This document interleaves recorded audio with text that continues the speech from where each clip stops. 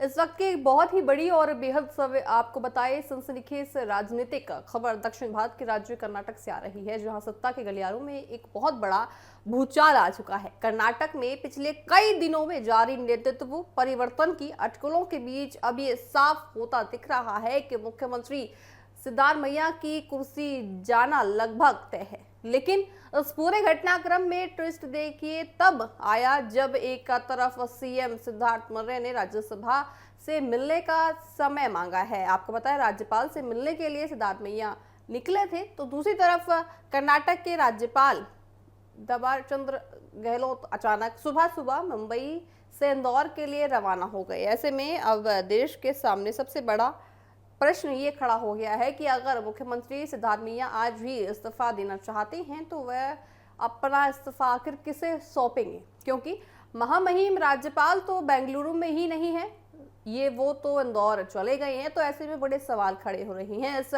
अजीबोगरीब राजनीतिक हालत ने कर्नाटक की राजनीति में सस्पेंस और आपको बताएं एक अलग ही मोड़ ले लिया है। बेंगलुरु से आ रही अंदर खाने की खबरों के मुताबिक मुख्यमंत्री सिद्धारमैया आज बुलाई गई अपनी हाई प्रोफाइल ब्रेकफास्ट मीटिंग में पूरी तस्वीर साफ हो सकती है। साथ ही सूत्रों का दावा है कि सिद्धारमैया ने पार्टी आलाकमान के सामने इस्तीफे के बदले कुछ बेहद कड़क आपको बताएं संदेश दिए हैं, जिसमें सबसे प्रमुख शर्त उनके बेटे को अगली सरकार की कैबिनेट में मंत्री पद देना जाना शामिल है। जिस तरह से देखिए, अगर हम बिहार चले तो बिहार में भी यही फॉर्मूला देखा गया था कि नीतीश कुमार ने अपना इस्तीफा दिया और उसके बाद उनके बेटे को मंत्री पद मिला। ऐसे ही आप कर्नाटक में भी इस वक्त स्थिति देख सकते हैं। दरअसल कांग्रेस हाईकमान ने सिद्धारमैया को साफ संदेश दे दिए थे कि वह अब उप मुख्यमंत्री डीके शिव कुमार के लिए मुख्यमंत्री की कुर्सी खाली कर दें, जिस पर सिद्धारमैया ने विचार करने के लिए गुरुवार का समय मांगा था।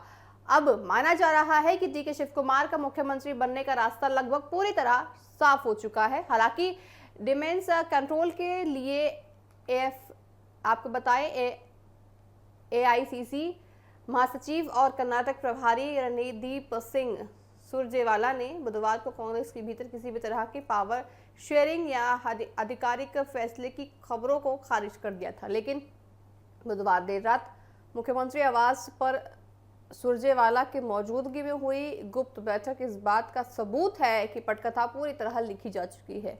मुख्यमंत्री पद छोड़ने के बाद सिद्धारमैया के भविष्य को लेकर भी कई कयास लगाए जा रही हैं। साथ ही सूत्रों के हवाले से जो बड़ी खबर यह है कि उसके मुताबिक सिद्धारमैया फिलहाल राष्ट्रीय राजनीति में जाने या राज्यसभा का पद ग्रहण करने में बिल्कुल भी रुचि नहीं रखते हैं। वह दिल्ली की राजनीति के बजाय अगले 2 सालों तक कर्नाटक में ही रहकर विधायक के तौर पर अपनी सक्रिय भूमिका निभाना चाहते हैं।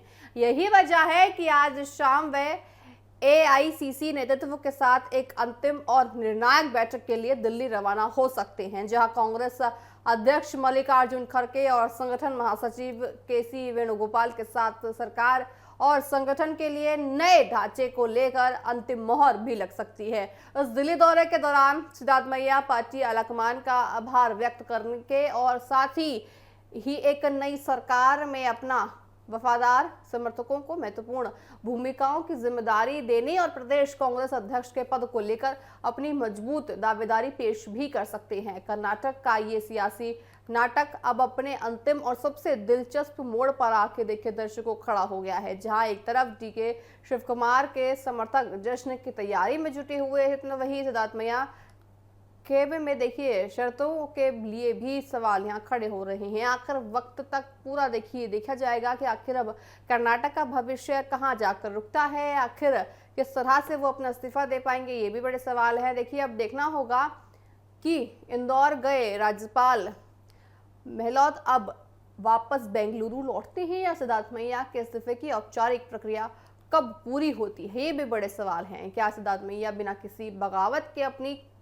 कुर्सी डीके शिव कुमार को सौंप देंगे या फिर सत्ता परिवर्तन के पीछे कर्नाटक कांग्रेस में कोई नया अतिविरोध जन्म ले सकता है? इस पर देखिए हमारी नजर पूरी तरह से बनी हुई है कि कर्नाटक के इस महासियासी ड्रामे की पल पल खबर हम आपको देते रहेंगे। साथ ही आपको बताएं कि बड़े सवाल यहाँ खड़े हो रहे हैं कि कर्नाटक का भविष्य अब क्या होगा? क्या मुख्यमंत्री बदले जाएंगे? और अगर मुख्यमंत्री बदले जाएंगे तो इस्तीफा कब दिया जाएगा? ये भी बड़े सवाल खड़े हो रहे हैं। सिद्धार्थ मैया आखिर कुर्सी कब अपनी छोड़ेंगे, कब वो इस्तीफा देंगे, ये भी बड़े सवाल यहाँ खड़े हो रहे हैं। कर्नाटक में सत्ता परिवर्तन देखिए अब होने वाली है। सत्ता परिवर्तन के बाद क्या क्या भविष्य कर्नाटक का बदलने वाला है, ये भी देखने वाली बात होगी। साथ ही साथ हम आपको बताएं कि सिद्धार्थ मैया का कोई भी रुचि नहीं है कि वो दिल्ली में आए। उनका यही मानना है कि वो कर्नाटक में रह के विधायक के तौर पर वहाँ पे अपनी कुर्सी संभाले।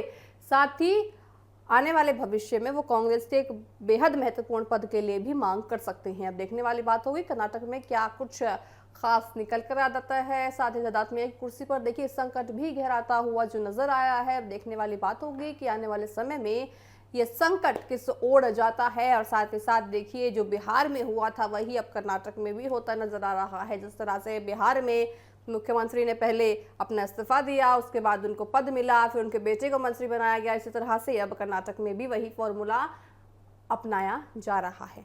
देखने वाली बात होगी कि जिस तरह से बिहार में सारी चीज़ें एक सेटल तौर पे हुई थी, क्या कर्नाटक में भी होती हैं बिना किसी भेदभाव, बिना किसी देखिए असमंजस के कब ये सारी चीज़ें पूरी होती हैं, देखने वाली बात होगी। साथ ही देखिए आपको बताएं कि सिद्धार्थ मैया के एक अलग ही फैन फॉलोइंग है, उनके समर्थक हैं। अब उनको उनके समर्थकों को किसी तरह की कोई भी उनको बुरा ना लगे, इसके लिए भी खासा कांग्रेस ध्यान रख रही है। सिद्धार्थ मैया की कुर्सी पर संकट जो गहराया है, अब डीके शिव कुमार के जो सीएम बनने की चर्चाएं अब तेज हो गई हैं, उसमें भी नाम देखिए जो डीके का है। अब देखने वाली बात होगी कि डीके अगर मुख्यमंत्री बनते हैं तो मुख्यमंत्री बनने के बाद उनकी जो तमाम योजनाएं हैं, तमाम नीतियां हैं, तमाम वादे हैं, वो किस तरह से डीके निभा पाते हैं। और आने वाले जब चुनाव आएंगे तो उसमें किस तरह से कर्नाटक का भविष्य तय होगा, ये भी देखने वाली बात होगी। क्योंकि सिद्धार्थ मैया अपना अच्छा खासा फैन फॉलोइंग लेकर चलते हैं, लेकिन क्योंकि वो हट जाएंगे तो उनके समर्थकों को भी देखिए नुकसान यहाँ कांग्रेस नहीं पहुँचाना चाहती होगी और वह भी ज़्यादा खासा ध्यान रखेगी आखिर कर्नाटक में आने वाले दिनों में या आने वाले कुछ घंटों में क्या होता है। पल पल की खबर आपको TV7 भारत जरूर देता रहेगा।